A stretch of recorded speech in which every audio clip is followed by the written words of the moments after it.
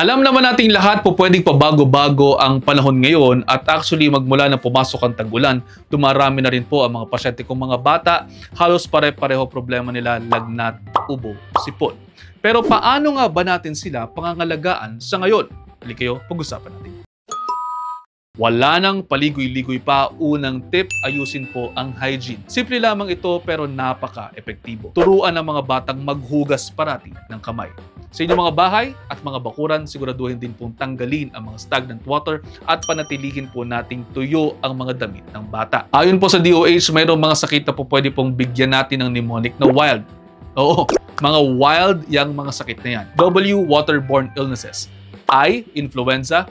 L, leptospirosis, and D, yan po yung dengue. Yang mga wild na yan pumapasok sa mga bahay sa pamamagitan ng mga kontaminadong tubig at physical contact. Again, kapag ka wild, huwag masyadong lapitan. Kapag ka umuulan din, nagtatambak po yung mga tubig sa mga paso, sa mga timba at mga kanal. Siguraduhin po nililinis ang mga ito para hindi magsilbing languyan at palakihan ng mga lamok na maaaring magdala ng dengue at iba pang mga sakit. Pangalawang tip, nutrition and hydration. Bilang isang registered nutritionist dietitian, I can never overemphasize this. Damihan po ang prutas at gulay na nakakain.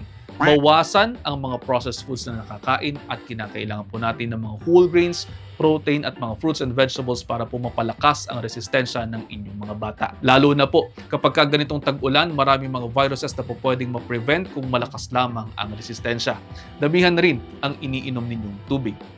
Tubig ha, sinasabi, hindi juices at hindi mga soft drinks. And speaking of resistensya, mas mainam kung matitiyak ninyong updated ang mga bakuna ng mga bata. Mahalaga po ang routine immunization tulad na lamang po ng measles, rubella, polio, DPT, pati na rin po yung flu, lalo ngayong tag-ulan. Tandaan po ang mga sakit na usually ay nakukuha kapag tag-ulan. Mga waterborne illnesses tulad po ng diarrhea at leptospirosis, mga viruses na nagdudulot ng sipon, lagnat at hirap ng paghinga, dengue mula sa mga lamok na hindi napupuksa at iba pa. Gets nyo na rin naman na kapag ang bata ay medyo nagiging tamlayin, lalagnatin over 38.5 degrees Celsius ng 2 araw, nahihirapan huminga o mukhang mas mabilis ang paghinga, may mga rashes na tumutubo sa balat, nagsusuka, nahihirapan umihi, sumasakit ang tiyan at naglo-loose watery stools, magpatingin na po sa pinakamalapit na doktor o klinika sa inyo. Mahirap na pong mahuli pero mas mainam na pong mahuli natin ang mga sakit habang sila ay nagsisimula pa lamang.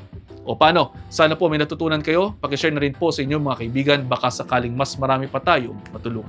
See you the next episode. Ingat